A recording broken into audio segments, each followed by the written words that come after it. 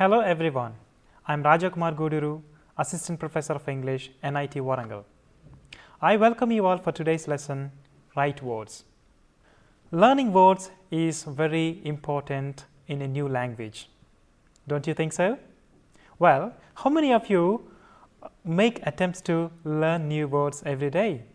When you come across them in reading newspapers, in a lesson or a text or a textbook. Do you really make attempts to learn new words when you come across them? Well, you know it better. Well, let's move into the lesson on write words. Are you ready? Great. Vocabulary is a core component of language proficiency, and it provides a basis for understanding how well we listen, speak, read, and write. Without an extensive vocabulary and strategies for learning them, techniques for learning new words, it's very difficult and there is possibility of less achieving academic success. Further, lack of proficiency in vocabulary also hampers number of opportunities that are available around us. For example, when we are listening to radio, we won't be able to understand. Well, if we don't have a good number of words with us, when we read newspaper, we won't be able to understand. Similarly, when we are watching television, most of us are very interested in watching sports channels, other English movies, etc. But if we lack a right number of words, a good number of words or vocabulary, we won't be able to grasp it, we won't be able to understand them. Therefore, research on vocabulary also says there are levels of vocabulary, and it's very crucial for people or for students to understand in order to make sense of what we read, what we listen, what we write, and what we speak. Therefore, vocabulary plays a crucial role in our communication. Well, when we are talking about learning new words, there are a number of aspects of word knowledge. For example, when we are learning one word, we most of us think that it's just learning a meaning, spelling, and pronunciation. That is not alone. Learning word means there are a number of aspects to learn. For example, these are called aspects of vocabulary knowledge. And learning words is not a day's task, especially in English, because we know that words are being added to language day by day. Do you know this fact? Yes. Words in English are being added day by day. Therefore, it's very crucial to learn new words. So, when we're talking about vocabulary knowledge, what are they? How many are there? Let's look at them. Vocabulary knowledge means, say that there are 8 aspects of vocabulary knowledge. The first one is meaning of a word. The second one is the written form of the word, that is spelling. The third one is a spoken form of the word, that is pronunciation, how we pronounce.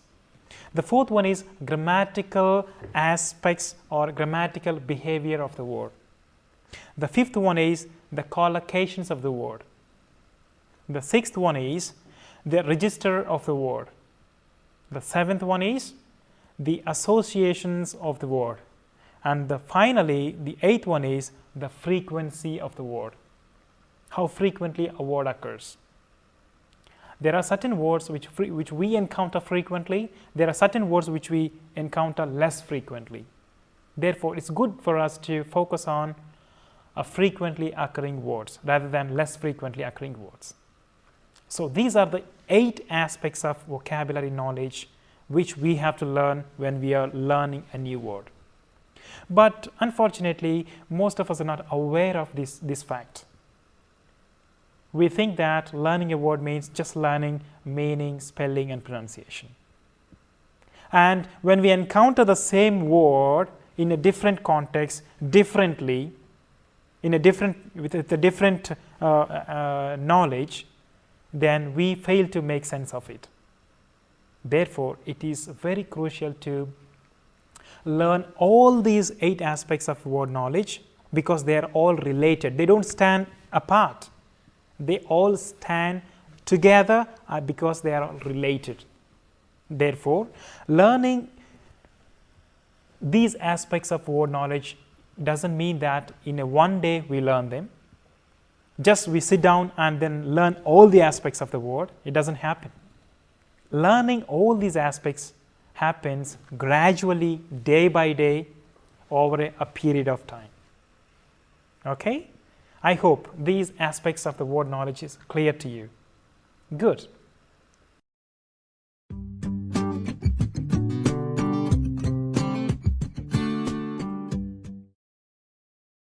Let's look into the objectives of the lesson.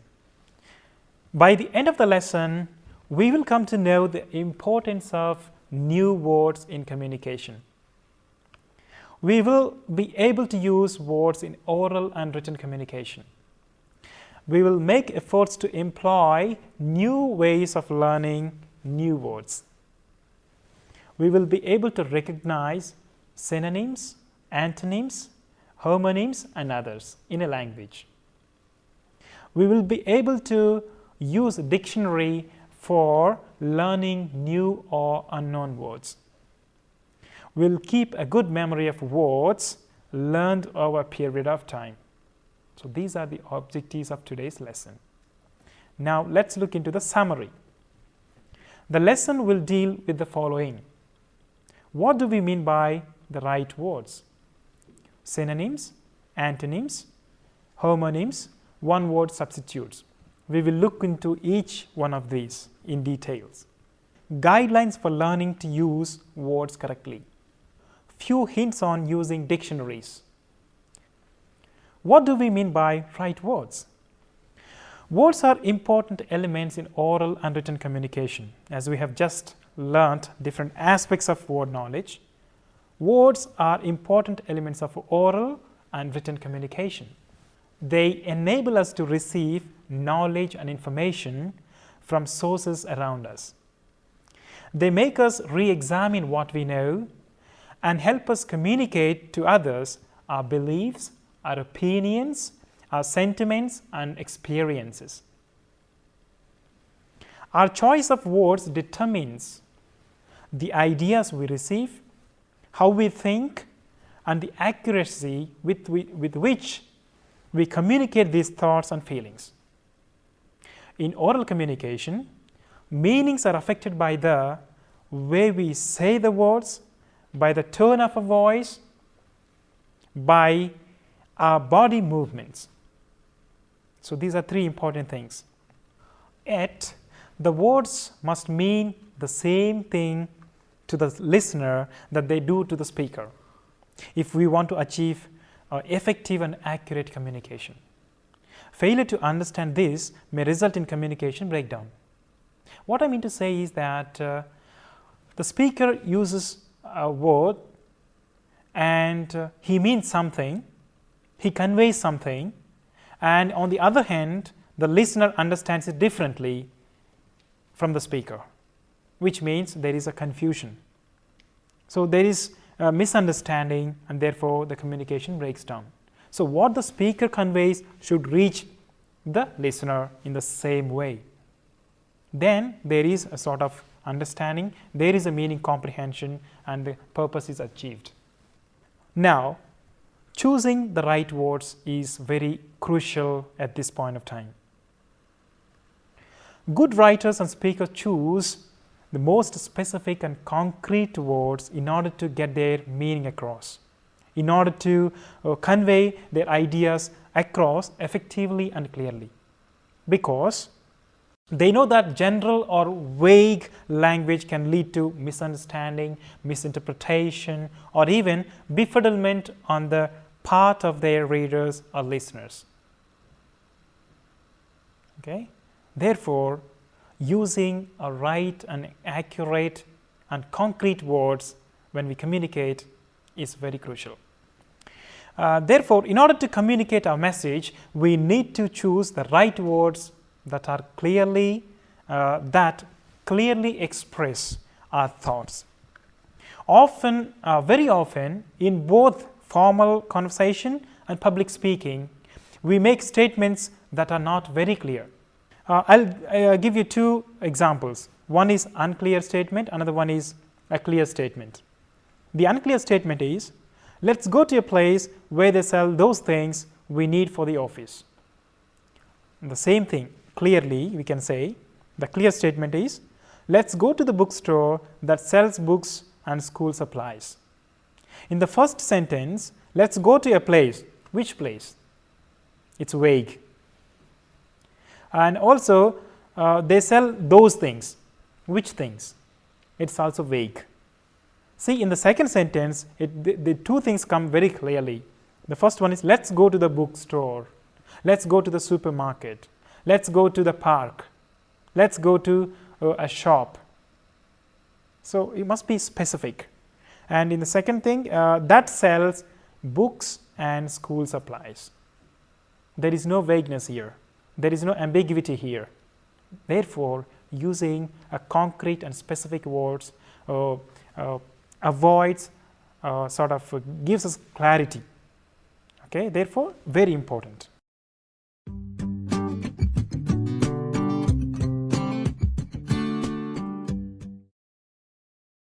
Here, let's look into synonyms, antonyms, homonyms, and one-word substitutions. The first one is synonyms. Synonyms are words that have almost the same meaning. In other words, synonyms are different words with almost identical or similar meanings.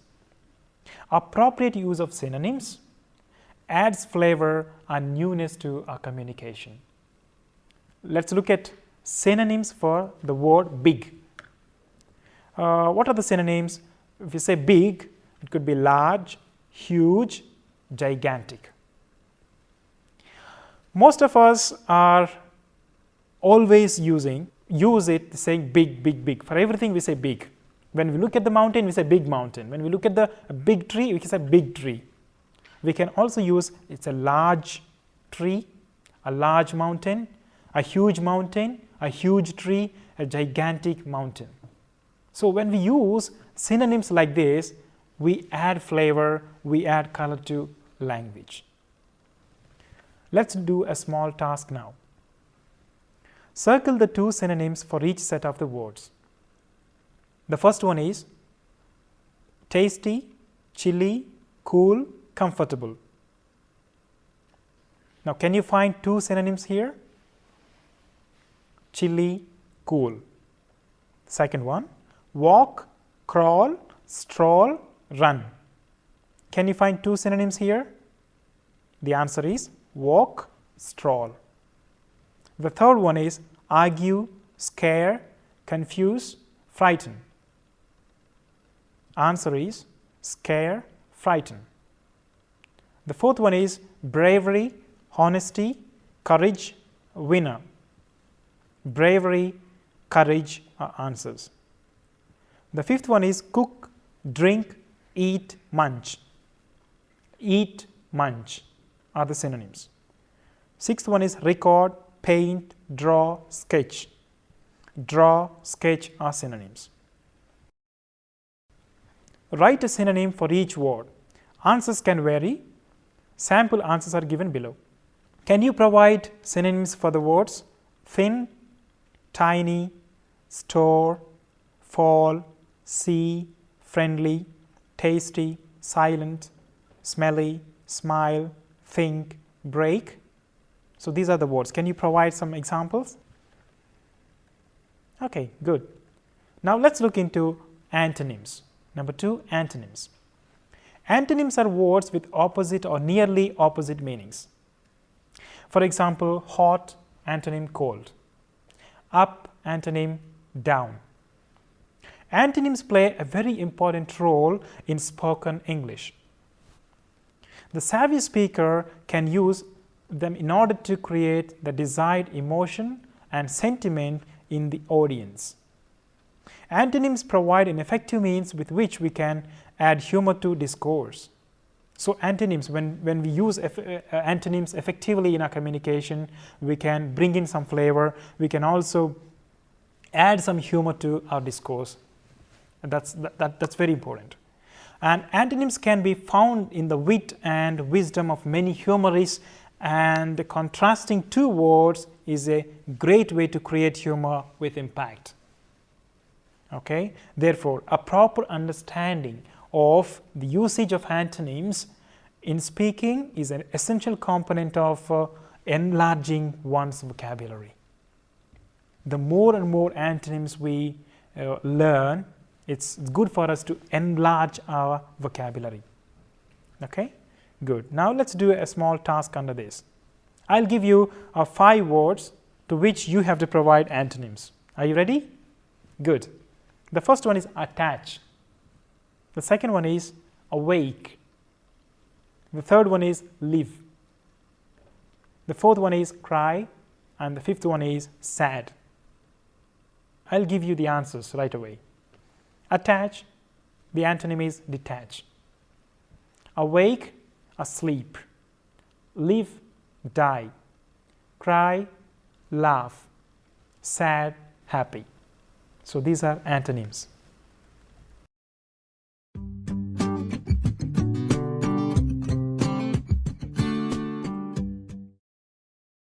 Then we come to the third important thing is homonyms. The word homonym comes from Greek meaning same name and applies to many pair or group of words that sound the same but have a different meanings. Most commonly, these words are also spelled differently. When we use homonyms, sometimes we are confused because they look same, they sound same sometimes, but spell differently. Therefore, most of us get confused when we are using them. Hence, a sound knowledge of context is required to use homonyms correctly. So, when they look same, when they sound same, so it's likely to go wrong. It's easy for us to get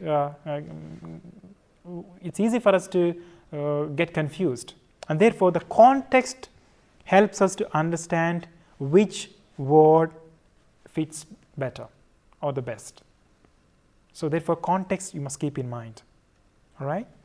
So some of the commonly misused homonyms are sail, sail. Here I want you to observe sail, S-A-L-E. Another one is S-A-I-L. These are two different words. The pronunciation is same, but the spelling is different. S-A-L-E. Half price sale, for example. When you walk into a clothes shop, you say sale. And S-A-I-L, to sail a boat. Okay, you go for a picnic and you are in the boat and we sail a boat, right? So the meaning is different. These are two different words, but the spelling is different, but the pronunciation is same. So here there is a great possibility of getting confused. And another example I can give you is a pale, P-A-I-L, P-A-L-E. Again, these are two different words, but pronunciation is same, okay, and meaning is different, and the spelling is different. P-A-I-L, which means to collect water in, and P-A-L-E means to have no color. These are two different words. Next one is fair, F-A-I-R, and again F-A-R-E, fair. These are two different words, but the pronunciation is same, different spelling. Because it is pronounced similarly, one and the same, we get confused. The first place, F-A-I-R, fair means to be just, to be right. This is not fair for you. This is not fair to do like that. Fair, to be just. And F-A-R-E, fair means to fee, a fare to be paid. Suppose you get in an auto and you just reach your destination, you say you fare, F-A-I-E, fare. And other two examples can be bark. One is the sound of a dog that makes, another one is the same spelling and the same pronunciation but different meanings. Bark, the outer layer of a tree trunk, bark. Next one is one, O-N-E, this is the number.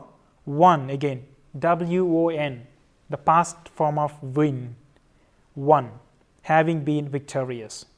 So now, although sometimes the spelling remains the same, okay. For instance, fair, F-A-I-R, it can mean to be just, or it also can mean to be pale of skin. Okay. For example, you take fair, F-A-I-R, the same word can, the same word, same spelling, same pronunciation, but two different meanings. Well, homonyms are important in writing and are crucial in writing a story, because with just one word we can completely change the meaning of a sentence. Suppose when we are writing a story, we just replacing one word with the other, we can completely change the meaning of the sentence. In that sense, we can bring in huge difference, huge meaning, a huge contrast to the meaning. Okay, I'll give you one small example here. Okay, listen carefully. Tom wasn't sure, but in the end, it proved to be the right route to take. R-O-O-T here. In the second sentence, Tom wasn't sure, but in the end, it proved the right route to take. R-O-U-T-E. In the first sentence, it was R-O-O-T. In the second sentence, it is R-O-U-T-E. The pronunciation is same, two different spellings, two different words with two different meanings. By just replacing R-O-O-T with R-O-U-T-E, we bring in a huge difference, a huge change of meaning. Okay. Now let's see. In the first sentence suggests that Tom didn't poison himself because he chose the right root vegetable to take for his supper. In the second sentence, it suggests that Tom didn't get lost because it was the right route home. You see the difference now? It's such a huge difference. Therefore, we must be very careful when we use homonyms. Well, now how can we come across, how can we avoid using the wrong homonyms then? When we say it's very difficult, when we say it is very confusing, we should avoid using wrong homonyms. How do we do that? Okay, now the very best way to avoid mixing our homonyms, usage of homonyms, is to use the thesaurus. It's very important. A good thesaurus will help us to find what are the homonyms and their meanings.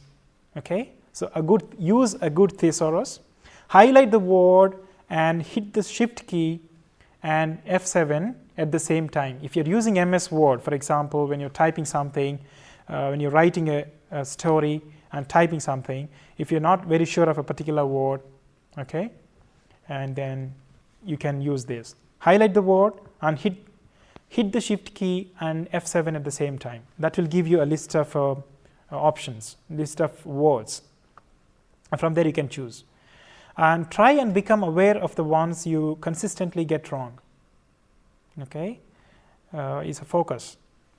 Double check when homonyms come up in your writing and get your final work proofread. All right, these are the few things to avoid using wrong homonyms. I hope you will do well.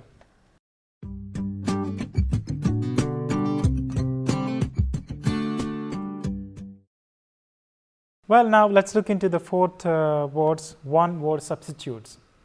Word substitution is basically to switch or to change a phrase to only one word. There is a phrase of words. Words sometimes occur in a phrase. For example, idioms and phrasal verbs. So instead of using a large phrase, we can substitute this entire phrase with one single word for effective communication. Okay, so it's like changing a phrase to only one word. By substituting a word, we can make a shorter and more precise sentence. Why do we substitute a large phrase with a single word? To make it a shorter and for more precise sentence. For example, look at this example. She read the sentence over and over again. Here the phrase is over and over again. Okay? The phrase over and over again can be substituted with one word, that is repeatedly. Just with one single word, repeatedly. Well, now the sentence reads like this. The shorter sentence is, she read the sentence repeatedly. Here we avoided using over and over again, that big phrase, that large phrase. We have just substituted this large phrase with one single word repeatedly. Then the sentence looks very accurate, very short and precise. Well, this technique can be used with students of all levels and works best with concepts and ideas that can't easily be seen, touched, like abstracts or anything that is not real. Okay, there are different ways to use substitution. Okay, well, let's look into some of the examples. Synonyms. Look at these examples. Let's substitute synonyms. When you call someone, do you sometimes have to wait? You have to hold. Wait can be substituted with hold. Okay, here word to word substitution. Do trains usually run on time? On time is a phrase. Now let's replace it with another phrase. They are on schedule. On schedule. Now let's look at antonyms. Let's substitute antonyms. Is Ferrari a cheap car? No, it's an expensive car. Okay, cheap is replaced with expensive. Okay, so we are substituting one word with the other. Substitution works very well with phrasal verbs, which usually have a one word equivalent. Let's look at an example now. Do you put off going to the dentist? You postpone seeing your dentist. Put off is a phrasal verb. We substitute put off with postpone. Okay, so substitution works very well with phrasal verbs. Good.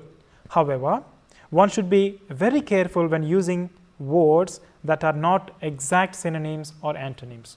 Now, the above two examples that we have seen is replacing or substituting antonyms and synonyms. But when there are no exact synonyms, we have to be very careful. Let's look at some of the examples. Egoist, a person who is selfish, self-absorbed and self-centered. Okay, so when you want to give a definition, this entire definition can be substituted with one single word, egoist. So also epitaph, inscription on a tombstone. Fatalist, one who believes in the philosophical doctrine of fatalism. Atheist, a person who does not believe in God or deities. Amphibian, a land animal that breeds in water. Autobiography, an account of somebody's life written by that person. Biography, an account of somebody's life written by another person. Cannibal, somebody who eats human flesh. Omnivorous, an animal or a human being that eats any kind of food. Illiterate, a person who cannot read or write. Inflammable, something that is quickly and easily set on fire and burned. So these are some of the one-word substitutions that can be that we can use in our communication. Let's do a small task now. Give one word substitutes for the following. An unmarried woman is called. A person who sells fish is called. A person who writes a play is called. A person who lives in a rented building is called. A place where birds are kept is called. A place where monks live is called. I'll give away the answers right away. The first one is spinster. Second one is fishmonger, a playwright, tenant, aviary, and monastery. These are the answers. Have you got them right?